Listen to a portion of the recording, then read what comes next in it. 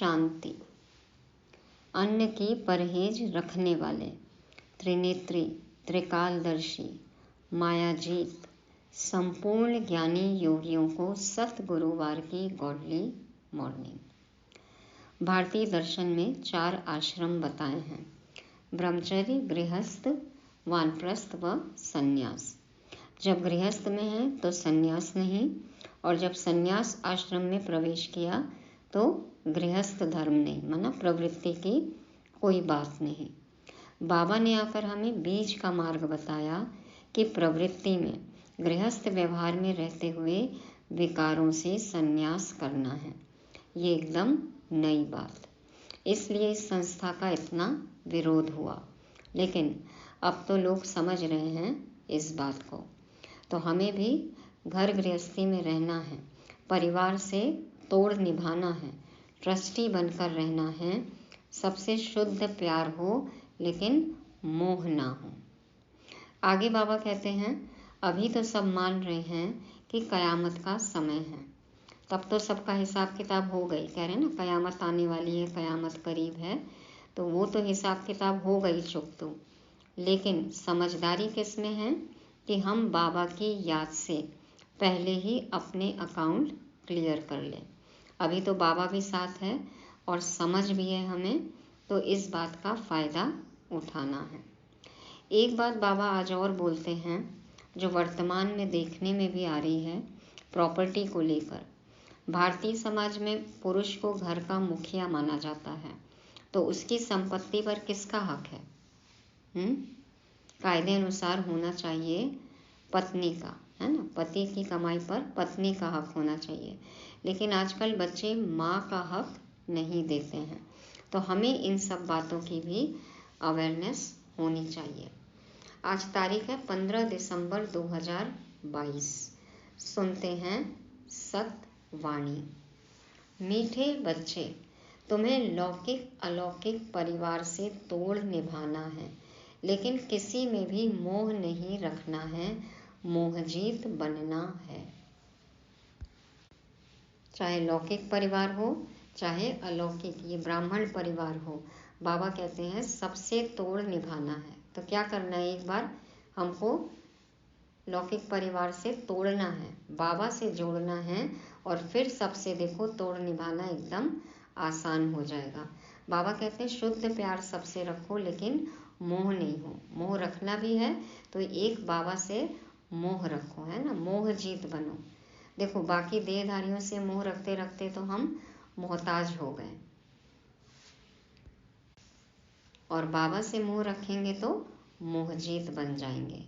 तो बाबा कहते तुम्हें लौकिक अलौकिक परिवार से तोड़ निभाना है, लेकिन किसी में भी मोह नहीं रखना है, मोहजीत बनना है। प्रश्न है आज का, कयामत का यह समय है, इसलिए बाप की कौन सी श्रेष्ठ मत सबको सुनाते रहो। कयामत का समय है, इस समय सबको क्या सुनाना है? उत्तर में बाबा कहते बाप की श्रेष्ठ मत सुनाओ कि कयामत के पहले अपने पापों का हिसाब किताब चुकतो कर लो। अभी सब कब्र दाखिल हैं, कह रहे ना कयामत होगी तो सबका हिसाब किताब चुकतो होगा। तो बाबा कहते हैं कि कयामत आए उससे पहले ही अपने पापों का हिसाब किताब चुकतो कर लो। अपना भविष्य श्रेष्ठ बनाने के लिए बाप पर पूरा पूरा बलिहार जाओ। कयामत के पहले ज्ञान और योग से मुक्ति जीवन मुक्ति का वर्षा ले लो। ज्ञान और योग से मुक्ति जीवन मुक्ति का वर्षा ले लो। सारा पुरुषार्थ अभी ही करना है। बाप पर सब कुछ बलिहार करेंगे तो 21 जन्म के लिए मिल जाएगा। बाप का बनकर हर कदम डायरेक्शन लेते रहो। बाबा कहते हैं इंतज़ार में नहीं बैठो, इंतज़ार से पहले ही अपना इंतजाम कर लो, है ना। कयामत आए उससे पहले ही बाप पर पूरा बलिहार जाओ। बाप के साथ से अपने पापों का हिसाब किताब चुकतो करके अपने भविष्य को श्रेष्ठ बना लो। हर कदम श्रीमत प्रमाण, डायरेक्शन प्रमाण हमें उठाना है। ओम शांति। बाप बैठ बच्चों को समझाते हैं, अभी तुमको 3 बाप से तोड़ निभाना है, लौकिक अलौकिक और पारलौकिक। भक्ति मार्ग में 2 बाप से तोड़ निभाना होता है। जब सतयुग में हो तो 1 बाप से तोड़ निभाना होता है। ठीक है ना? हिसाब बुद्धि में बैठता है। जिसका बनना होता है उनसे तोड़ भी निभाना होता है। इसलिए बाप कहते हैं लौकिक कुटुंब परिवार से भी तोड़ निभाना है अंत तक। जब तक शरीर में है, ज्ञान योग के साथ साथ हमें अपनी लौकिक गृहस्थ की जिम्मेवारी भी पूरी करनी है। अंत तक सबसे तोड़ निभाना है, लौकिक कुटुंब परिवार से भी। कोई लौकिक संबंधी को चिट्ठी लिखते हो तो वाया पोस्ट ऑफिस जाती है। यहाँ भी बेहद के बाप को चिट्ठी लिखते हो, शिव बाबा केयर ऑफ ब्रह्मा। इन बातों को सिवाय तुम्हारे और कोई नहीं समझते। यहाँ कोई नया आदमी आकर बैठे और बाबा कहे तुमको 3 बाप हैं तो समझ न सके। एक है लौकिक बाप, दूसरा यह संगम युगी अलौकिक बाप, और तीसरा पारलौकिक बाप तो सबका है ही। भक्ति मार्ग में भी है तो अभी भी है, यह कोई जानते नहीं। देखो, बोल दें कि आपको 1 से ज़्यादा बाप हैं तो कैसा गुस्सा करेंगे, लेकिन हमें समझाना है कि किस बाप के बारे में बात हो रही है। तो बाबा कहते हैं कि ये बातें वो जानते नहीं हैं, सिर्फ उनका गायन पूजन करते हैं। तुम बच्चे तीनों ही बाप की जीवन कहानी जानते हो, कितनी बातें समझानी पड़ती हैं। सतयुग में सब सदगति में हैं, सुखी ही सुखी हैं। सभी सुख धाम शांति धाम में हैं। रावण राज्य में सभी दुखी हैं। देवताएं वाम मार्ग में जाते हैं तो गिरने लग पड़ते हैं। दिखाते हैं सोने की द्वारिका पानी के नीचे चली गई। यह चक्र फिरता रहता है। नई ऊपर में आएगी तो पुरानी फिर नीचे चली जाएगी। फिर सतयुग नीचे जाएगा तो कलयुग ऊपर आ जाएगा। फिर सतयुग ऊपर कब आएगा? 5000 वर्ष बाद। बच्चों की बुद्धि में यह सारा नॉलेज आ गया है। नॉलेज तो सहज है, सिर्फ योग की मेहनत करनी पड़ती है। कोई जास्ती याद करते हैं, कोई थोड़ा याद करते हैं। तो माता पिता बच्चों को समझाते हैं लौकिक संबंधियों से भी तोड़ निभाना है। बाबा कहते हैं छोड़ना नहीं है। उनको ये न लगे कि ये तो ब्रह्मा कुमारीज में गए और घर गृहस्थी से इनको कोई मतलब ही नहीं है। कितने केसेस हैं ऐसे। तो जब आत्माएं ज्ञान को पूरी तरह समझती नहीं हैं, इस तरह से डिसर्विस करती हैं, तो फिर संस्था की बदनामी होती है ना, बाबा की बदनामी होती है। तो इसलिए बाबा कहते हैं कि मैं समझाता हूँ लौकिक संबंधियों से भी तोड़ निभाना है। अब ये नहीं कि लौकिक को छोड़ के आए, अलौकिक में आए तो यहाँ मोह में फंस गए। नहीं, यहाँ पे भी क्या है, तोड़ ही निभाना है। जोड़ना किससे है? सिर्फ एक बाप से। जुड़ना जोड़ना ये सब सिर्फ एक परमात्मा बाप से। लौकिक और अलौकिक दोनों तरफ तोड़ निभाना है। तो बाबा कहते हैं लौकिक संबंधियों से भी तोड़ निभाना है। आज नहीं तो कल उन्हों की भी बुद्धि में बैठेगा। देखेंगे यह तो ठीक है। जब आप बैलेंस्ड लाइफ रखोगे तो उनको लगेगा कि हाँ, ये अपने कल्याण के लिए जो कर रहे हैं, इस आध्यात्म की राह पर चले हैं, वो ठीक है, लेकिन जो इनकी जिम्मेवारी है घर गृहस्थी के प्रति, ये वो भी पालन कर रहे हैं। तब उनको अट्रैक्शन होगा ना। तो ऐसी बैलेंस्ड लाइफ होनी चाहिए। तो बाबा कहते हैं कि फिर उन्हों की बुद्धि में बैठेगा। देखेंगे यह तो ठीक है। उनको शिकायत का मौका ही मत दो ना। तो एक बाप को याद करना है। कोई भी साधु संत गुरु आदि को याद नहीं करना है। याद चैतन्य को भी करते हैं तो जड़ को भी करते हैं। सतयुग में कोई में भी मोह नहीं रहता। प्यार सबसे है, लेकिन आत्माभिमानी है तो मोह नहीं है। वहाँ मोह जीत रहते हैं, यहाँ सब में मोह रहता है। फर्क है ना। यहाँ पे क्या है? देह अभिमान है, इसलिए मोह है। तो फर्क है। ड्रामा में हर एक युग की रस्म रिवाज अपनी अपनी है। यह बाप बैठ समझाते हैं क्योंकि बाप ही नॉलेजफुल है यह भी बाप, वह भी बाप, वह भी क्रिएटर, यह भी क्रिएटर। ब्रह्मा द्वारा क्रिएट करते हैं, एडॉप्ट करते हैं। एडॉप्ट करना अर्थात अपना बनाना। शूद्र धर्म वाले जिनका बहुत जन्मों के भी अंत का जन्म है, उनको बाप एडॉप्ट करते हैं। तुम बच्चे बाप को जान गए हो और बाप द्वारा सृष्टि चक्र को भी जान चुके हो। बाप द्वारा क्या वर्षा मिलता है, उनको भी जान गए हो। क्या वर्षा मिलता है? स्वर्ग तो मिलेगा ही, सतयुग में तो जाएंगे। अभी देखो सुख, शांति, खुशी, शक्ति, प्रेम सब कुछ मिल रहा है ना, तो ये बाबा का वर्षा है, ज्ञान। तो बाबा कहते हैं तुमको अब पता है, तुम बड़े हो, समझते हो, तब तो एडॉप्ट हुए हो।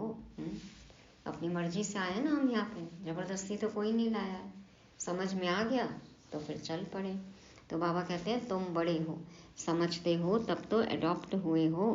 बिगड़ समझ एडॉप्ट कैसे होंगे? कोई को अपना बच्चा नहीं होता तो दूसरे को अपना बनाते हैं। साहूकार का ही बच्चा बनेंगे, गरीब का थोड़ी बच्चा बनेंगे।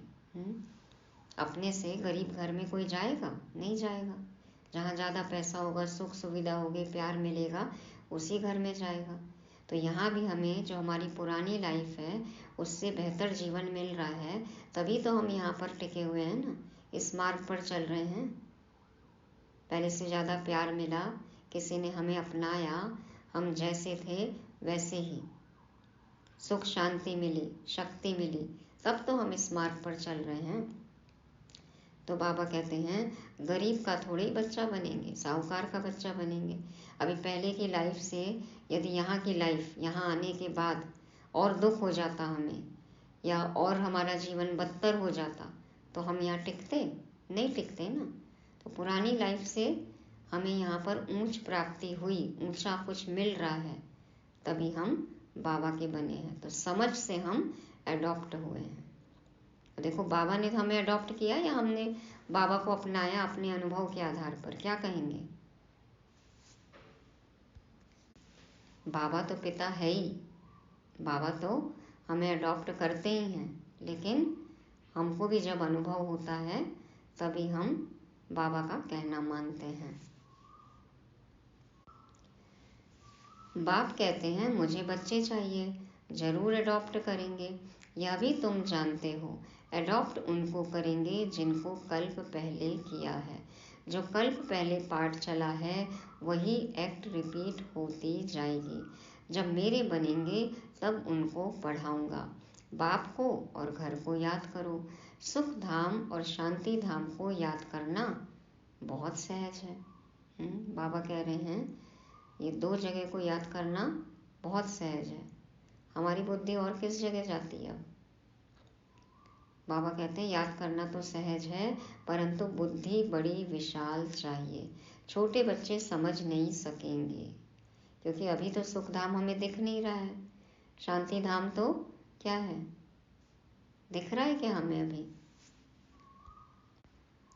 हमने तो सुना है, अनुभव किया है ना, सुन के ही इतना अच्छा लग रहा है, इसलिए वहाँ हम जाते आते रहते हैं।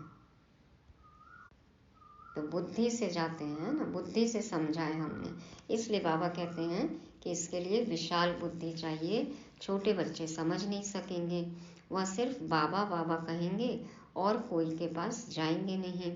यहाँ तो सब है गुप्त बातें, समझ भी है, बुद्धि को ताकत मिलती है। ताकत मिलने से सोने के बन जाते हैं। कोई कमज़ोर होते हैं तो उनको सोने का सॉल्यूशन पिलाते हैं। देखो बच्चों की बोतल में भी सोना चांदी का सिक्का डाल देते हैं।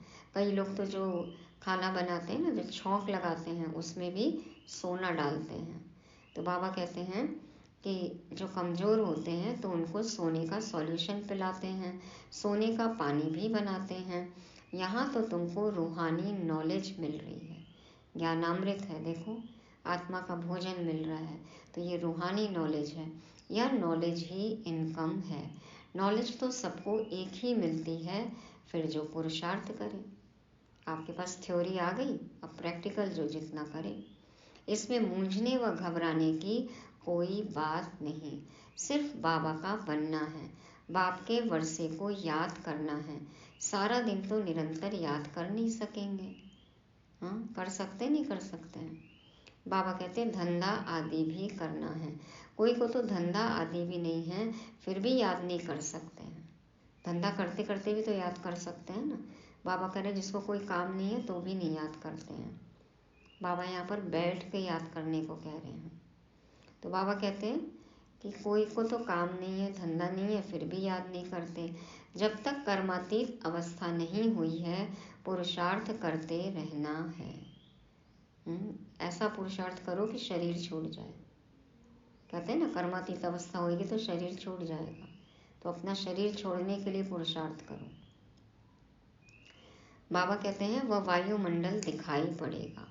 अंत में जब परिपक्व अवस्था होगी तो वायुमंडल दिखाई पड़ेगा। समझेंगे अभी समय नज़दीक आता जाता है। बाबा विनाश की भी बात कर रहे हैं कि जैसे जैसे समय नज़दीक आएगा तो फिर उस तरह का माहौल दिखाई देगा। जब बहुत दुख आएगा तो फिर भगवान को याद करते रहेंगे। मौत सामने दिखाई पड़ेगा।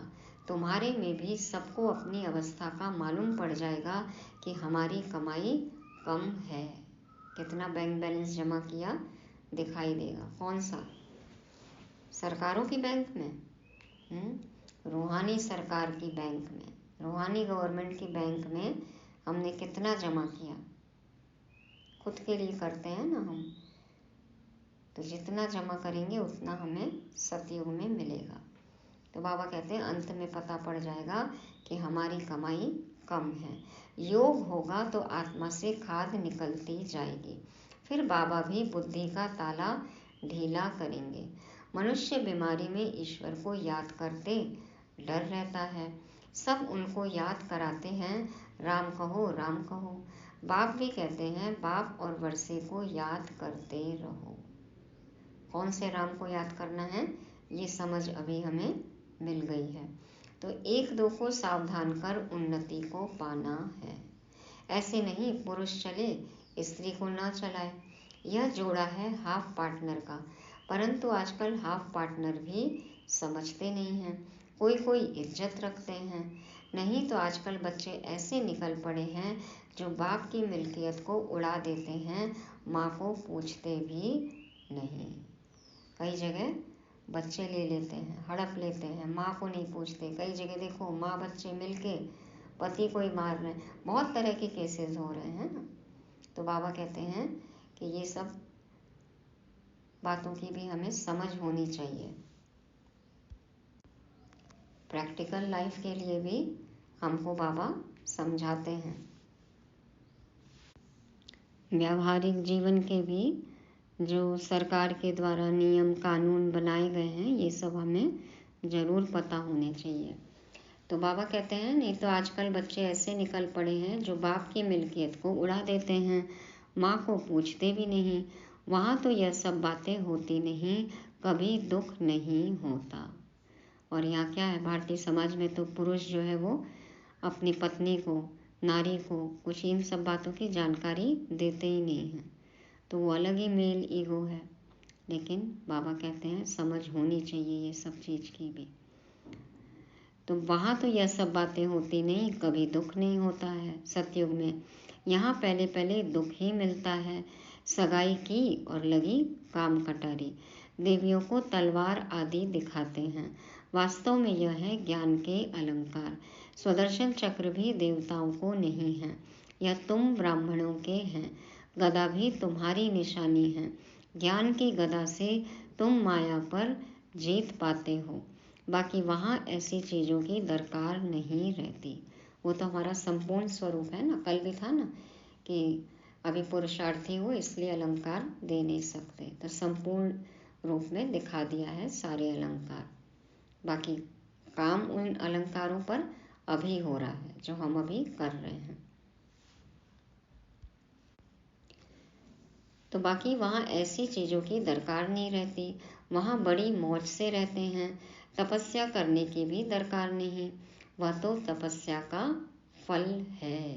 तो जो भी तपस्या करनी है यहाँ, जो भी त्याग तपस्या है, सेवा है, सब यहाँ। सूक्ष्म वतन में है फरिश्ते, वह है फरिश्तों की दुनिया। यहाँ फरिश्ते नहीं रहते। देवताओं को देवता कहेंगे, वह है फरिश्ते। और यहाँ है मनुष्य। सभी का अलग अलग सेक्शन है। सतयुग में देवताएं राज्य करते हैं, वह है टॉकी दुनिया। सूक्ष्म वतन में है मूवी दुनिया। दुनिया भी तीन है, मूल वतन, सूक्ष्म वतन और स्थूल वतन। तीन लोग कहते हैं ना। तुम्हारी बुद्धि में या प्रैक्टिकल में है। मनुष्य तो सुनी सुनाई पर चलते हैं। तुम अच्छी रीति जानते हो कि यह दुनिया का चक्र कैसे फिरता है। वो तो कह देते ना कि ऊपर स्वर्ग है और नीचे पाताल में नर्क है। तो बाबा कहते हैं वो सब तो सुनी सुनाई बातें हैं, लेकिन तुम्हें अब पता है कि तीन लोग कौन से हैं। कल भी बोला ना, त्रिनेत्री त्रिकालदर्शी। देखो त्रिलोकीनाथ की बात है। तो बाबा कहते हैं कि तुम अच्छी रीति जानते हो कि यह दुनिया का चक्र कैसे फिरता है। तीनों लोगों को जानते हो, सिवाय बाप के आदि मध्य अंत का राज कोई बता नहीं सकते। कोई भी त्रिकालदर्शी है नहीं। या थोड़ी कोई जानते हैं कि मूल वतन में आत्माएं कहाँ कैसे रहती हैं। तुम जानते हो वहाँ आत्माओं का झाड़ है, वहाँ से नंबरवार आते हैं, है ना। सबसे ऊपर शिव बाबा बीज रूप, और फिर हम जो देवी देवताएं हैं वो आत्माएं तो तनी के रूप में, और बाकी फिर देखो झाड़ कितना फैला हुआ है। तो बाबा कहते हैं उल्टा झाड़ है, आत्माओं का झाड़ है, वहाँ से नंबरवार आते हैं। हम सब आत्माएं बच्चे शिव बाबा की माला हैं। जैसे सिजरा बनाते हैं, एक परिवार हो गया ना, फैमिली। क्रिश्चियन लोग भी झाड़ बनाते हैं। क्रिसमस देखो सब जगह अभी सजा हुआ है, तो खुशी मनाते हैं। क्राइस्ट का बर्थडे मनाते हैं। अभी तुम किसका बर्थडे मनाएंगे? अभी 2 दिन पहले बाबा ने क्या कहा? खूब धूमधाम से मनाओ बाप का, बच्चों का जन्मदिन, शिव जयंती मनाओ। तो मनुष्यों को यह पता ही नहीं कि हमारा धर्म स्थापक कौन है, और सभी धर्म स्थापन करने वाले का हिसाब किताब निकालते हैं। देवी देवता धर्म किसने स्थापन किया यह किसको पता नहीं है। बाप बैठ समझाते हैं। मेजॉरिटी माताओं की है। शक्तियों का मान बढ़ाना चाहिए। ऐसे नहीं कि हमको देह अभिमान आ जाए, हम होशियार हैं, नहीं, फिर भी मान रखना है माता का। देखो कहते हैं ना, माता प्रथम गुरु। तो ये नहीं कि हमको माता से ज़्यादा ज्ञान है, ये तो पढ़ी लिखी नहीं है, नहीं। बाबा कहते हैं मान रखना है। नाम ही है ब्रह्मा कुमारी विश्वविद्यालय। ज्ञान का कलश माताओं के सिर पर रखते हैं, वह तीखी हैं। बाबा कह रहे देखो माताएं बहुत तीखी हैं। सरस्वती के हाथ में सितार दी है। माताएं तीखी हैं, मिर्ची हैं। तीखी है माना ज्ञान में बहुत तीखी है। माताएं अपने अनुभव के अनुसार ऐसा ज्ञान समझाती हैं कि बड़े बड़े ऑफिसर भी ढेर हो जाते हैं, है ना। वो एक माता बिना पढ़ी लिखी हुई वो आर्ट गैलरी में समझा रही थी। उन्होंने एक ऑफिसर को ऐसे समझाया, उन्होंने बाद में अपना अनुभव शेयर किया। जब वो बीके लाइफ फॉलो करने लग गए तब उन्होंने बताया कि वो माता ने मेरे को ऐसे ऊपर से नीचे तक देखा कि दिखने में तो तुम बहुत पढ़े लिखे लगते हो, सूटेड बूटेड हो, इतना भी नहीं जानते भगवान कौन है। बोला बस वो ऐसी लगी उनकी बात, और फिर उन्होंने ये कोर्स किया, जाना, और फिर देखो वो ब्रह्मा कुमार बन गए। तो माताएं तो ऐसी तीखी हैं। बाबा कहते सरस्वती के हाथ में सितार दी है। एक और किस्सा है ना, वो कोर्स की जो अपनी किताब है उसमें भी चित्र है कि जिनके घर में शिव बाबा का ज्ञान है, जहाँ मुरली चलती है, वो लोग देखो कढ़ाई की पूड़ी खा रहे हैं, मतलब व्यंजन खा रहे हैं। और जहाँ पे शिव बाबा को कोई जानते नहीं है, वहाँ चूल्हे की रोटी खा रहे हैं, माना दुख है। तो इस तरह से प्रैक्टिकल उदाहरण दे के माताएं समझाती हैं। तो माताएं तो बहुत तीखी हैं। सरस्वती के हाथ में सितार दी है, कहते हैं ना विद्या की देवी। तो श्री कृष्ण और सरस्वती के कनेक्शन का भी पता नहीं है। सरस्वती ब्रह्मा की बेटी है, यह भी किसको मुश्किल पता होगा। हर एक बात अच्छी रीति समझाई जाती है। बाप ने समझाया है इस ज्ञान योग के सिवाय कोई भी मुक्ति, जीवन मुक्ति पा नहीं सकते, और सब तो यह पढ़ेंगे भी नहीं। कितने % लोग हैं जो इस ज्ञान को समझेंगे? बहुत कम का एडमिशन होगा यहाँ पर। तो हर एक को अपना हिसाब किताब चुकता करना है। पाप का दंड तो मिलता ही है, सूनर और लेटर। जो भी हमने किया है उसका दंड या उसका सुखद फल ये तो हमें मिलना ही मिलना है। दुनिया वाले यह नहीं समझते कि अब कयामत का समय है, तुम्हारा सब पापों का हिसाब किताब चुकता होता है। भविष्य के लिए इतना जमा करना है जो आधा कल्प चल सके। जमा भी तो अभी करना है ना। पुराना देखो चुकता भी करना है, वर्तमान में खाना भी है और भविष्य के लिए जमा भी करना है। तो जो पूरे कल्प का खाता है वो हम अभी ही जमा करते हैं, चुकाते हैं। इसलिए इस संगम के समय का इतना महत्व है। सारा पुरुषार्थ अभी करना है। बाप कहते हैं सब कुछ बलिहार कर दो तो उनका फल 21 जन्म के लिए मिल जाएगा। जितना कुछ भी है अभी इंश्योर कर दो, हाँ, जिंदगी के साथ भी और जिंदगी के बाद भी। इससे अच्छा इन्वेस्टमेंट कुछ नहीं है इस समय। हाँ, इतनी अच्छी रेट भी कोई नहीं देगा आपको। 1 का पदम गुना ऐसी रेट मिलेगी कहीं। लेकिन करेंगे वही जो पूरे निश्चय बुद्धि होंगे। तो बाप कहते हैं सब कुछ बलिहार कर दो तो उनका फल 21 जन्म के लिए मिल जाएगा। गरीब झट सौदा कर सकते हैं, जिनके पास लाख करोड़ हैं बुद्धि में बैठ ना सके, वो अपनी अलग ही कैलकुलेशन में रहेंगे। बाप कुछ लेते नहीं हैं। आपको लगे कि ये लोग ले लेंगे, बाबा का तो क्या है, शरीर ही नहीं है, तो बाप कुछ लेते नहीं हैं। कहते हैं तुम ट्रस्टी होकर संभालो। चलो अपने आप को ट्रस्टी समझो ना कि ये शिव बाबा की अमानत है, मैं खाली निमित्त मात्र हूँ, ट्रस्टी हूँ, यूज़ कर रहा हूँ, संभाल रहा हूँ। हाँ, लेकिन श्रीमत अनुसार फिर करना है। तो बाबा कहते हैं तुम ट्रस्टी होकर संभालो, श्रीमत पर तुम चलो।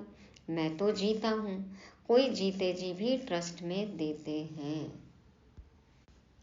कई लोग कहते हैं ना कि हमारे मरने के बाद ये जो है संपत्ति हमारी चलाचल जो भी है ये ट्रस्ट बना देते हैं, उसमें चली जाए। तो बाबा कहते हैं कोई तो जीते जी भी ट्रस्ट में देते हैं। समझते हैं अचानक मर जाऊं तो झगड़ा पड़ जाएगा, पता नहीं क्या हो, आपस में संबंधियों में लड़ाई झगड़ा हो, तो ऐसी वसीयत बना देते हैं। तो बाबा भी जीते जी बैठा है। कहते हैं बाप का बन डायरेक्शन लो। बाबा भी जीते जी बैठा है ना, तो बाबा कहते हैं कि बाप का डायरेक्शन लेना है हमें। पहले उनका बनना है और फिर उनके श्रीमत अनुसार हमें उसको यूज़ करना है। यह करूं व ना करूं, पूछ के राय लेके। ये नहीं कि गए मार्केट और फिर कुछ आकर्षण हो गया तो खरीद लिया, कहाँ गया शिव बाबा पता ही नहीं, और कहने को हम ट्रस्टी हैं। यह करूं व ना करूं, तो डायरेक्शन लेना है, पूछना है बाबा से। बाबा राय देंगे भल यह करो। हर एक की अवस्था पर मदार है। आप कहोगे हमें पता कैसे चलेगा? अपने आप कैचिंग पावर, टचिंग पावर, है ना। तो ये तो अपनी अपनी अवस्था पर मदार है। कोई विल भी कर लेते हैं, मोह भी बहुतों में है। जो अपने पाँव पर होगा उनको भी दे देंगे। इतना मोह है बच्चों में, यदि बच्चे अच्छी तरह कमा रहे हैं, खा रहे हैं, उनके पास बहुत है, फिर भी उनको दे देंगे। तो बाबा कहते हैं मोह भी बहुतों में है। जो अपने पाँव पर होगा, जिनको ज़रूरत नहीं है, उनको भी दे देंगे। बाप के पास कोई चालाक भी हैं, बच्चों को बांटकर बाकी अपने लिए रखते हैं। तो बाबा तो कहते हैं ना कि ऐसे 4 भागों में बांट लो, कि एक अभी अपना एक हिस्सा वर्तमान पे खर्चा करो, जो भी आपकी जिम्मेवारी है। एक इमरजेंसी के लिए रख लो, आईवेल के लिए। एक हिस्सा जो आपके और भी हैं, आप पे डिपेंडेंट हैं, उनके लिए दे दो, और एक हिस्सा आप अपना सफल कर लो। तो बाबा कहते हैं कि बाप के पास तो कोई चालाक भी हैं, बच्चों को बांटकर बाकी अपने लिए रखते हैं। बस हम उनसे चलते हैं, ऐसे भी करते हैं। यह तो बेहद का बाप है। तो कोई तो होशियार है, देखो कुछ कुछ दे देते हैं और बाकी अपने पास रखते हैं, अपने तरीके से जीते हैं, सफल करते हैं। तो ऐसे होशियार बच्चे भी हैं। तो बाबा कहते हैं यह तो बेहद का बाप है, हर एक बच्चे को जानते हैं, ड्रामा को भी जानते हैं, समझते हैं इसमें पैसे की दरकार नहीं है। उस मिलिट्री पर गवर्नमेंट का बहुत खर्चा होता है, तुम्हारा खर्चा कुछ भी नहीं। कोई भी देश में देखो रक्षा मंत्रालय पर सबसे ज़्यादा खर्चा होता है, क्योंकि देशवासियों की सुरक्षा ये सबसे बड़ी जिम्मेवारी होती है सरकार की। तो बाबा कहते हैं उस मिलिट्री पर गवर्नमेंट का बहुत खर्चा होता है, तुम्हारा खर्चा कुछ भी नहीं, रात दिन का फर्क है। तुम जानते हो यह सारी मिल्कियत आदि खत्म हो जाने वाली है। हमको धरनी ही नई सतो प्रधान चाहिए, अभी तो तमो प्रधान है। लक्ष्मी का आह्वान करते हैं तो सारे घर की सफाई करते हैं, शुद्ध घर में देवी आए। हाँ, तो ऐसे घर की तन मन सब सफाई करनी चाहिए, बुद्धि की भी सफाई होनी चाहिए। बाबा कहते हैं शुद्ध घर में देवी आए, तो सब शुद्ध होगा तो देखो कैसे बाबा का ज्ञान बैठेगा, है ना, कैसे खुशियाँ आएंगी। बाबा ने समझाया है देवताएं इस धरती पर पैर नहीं रखते, वह सिर्फ साक्षात्कार कराते हैं। साक्षात्कार में पैर थोड़ी धरनी पर होते हैं। मीरा भी ध्यान में देखती थी, यहाँ कोई देवता आ ना सके, माना देवताई संस्कार हैं। तो ये जो माया मोह रूपी विकार रूपी धरनी है, इसमें पाँव नहीं रखना है, उड़ते रहो, सदा हल्की स्थिति हो। तो बाबा कहते हैं यहाँ कोई देवता आ न सके। देवताएं सतयुग में होते हैं, कलयुग में फिर उनके अगेंस्ट हैं। देवताओं और असुरों की लड़ाई है नहीं, वास्तव में यह है माया से लड़ाई। सतयुग में देवता और कलयुग में उसके विपरीत असुर हो गए। तो बाबा कहते हैं देवताओं और असुरों की लड़ाई है नहीं, यह किससे लड़ाई है? माया से लड़ाई है, हमारी अपनी विकारों से युद्ध है। योग बल से माया पर जीत पहनाने वाला सर्व का सदगति दाता एक बाप है। पहले पहले है ही रुद्र माला, वहाँ इस माला को कोई जानते ही नहीं। तुम संगम युग पर ही जानते हो कि ब्राह्मणों की माला तो बन न सके, पीछे है फिर विष्णु की माला। यह सब है डिटेल की बातें। कोई कहते हैं हमें धारणा नहीं होती है, अच्छा कोई हर्जा नहीं है। कहते हैं ना यहाँ का तो जो पवित्रता का पॉइंट है खान पान का, ये सब हम नहीं कर सकते हैं, हमसे धारणा नहीं होती। बाबा कहते हैं चलो कोई बात नहीं, कोई हर्जा नहीं। बाप को याद करना तो सहज है ना, याद करोगे तो अपने आप सब कुछ हो जाएगा। तो तुम बाप को कैसे भूलते हो? जिस बाप से स्वर्ग का वर्षा मिलता है, जबरदस्त आमदनी है, फिर भी माया बुद्धि का योग हटा देती है। साजन जो श्रृंगार कराए महारानी बनाते हैं, ऐसे साजन को भूल जाते हैं। हाँ, इतने अच्छे अच्छे ज्ञान रत्न लाते हैं, इतना अच्छा बाबा श्रृंगार करते हैं, सजाते हैं, और हम भूल जाते हैं बाबा को। कैसी सजनी आए हम लोग। आधा कल्प माया का राज्य चलता है, अभी तुम माया पर जीत पाकर जगत जीत बनते हो। यह सारी दुनिया कैसे चलती है तुम आदि से अंत तक जानते हो। नाटक देखकर आते हैं, उसमें मालूम पड़ता है पिछाड़ी में अब यह सीन होगी, इसमें ऐसे नहीं है। उस नाटक में तो आगे का गैस कर लेते हैं, पता है क्या होने वाला है, कैसी एंडिंग होगी।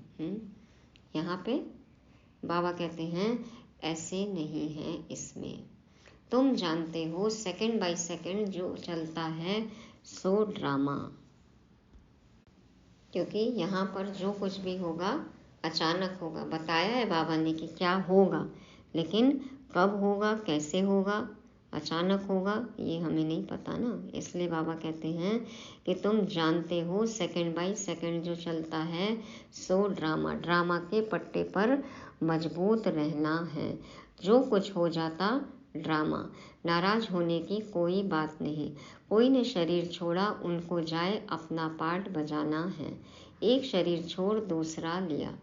तुम्हारी बुद्धि में यह स्वदर्शन चक्र फिरता रहना चाहिए। तुमको शंख ध्वनि करनी है, बाप का परिचय देना है। हाथ में चित्र हो कि यह लक्ष्मी नारायण भारत के मालिक थे। अभी कलयुग है, फिर बाप आया है राज्य भाग्य देने।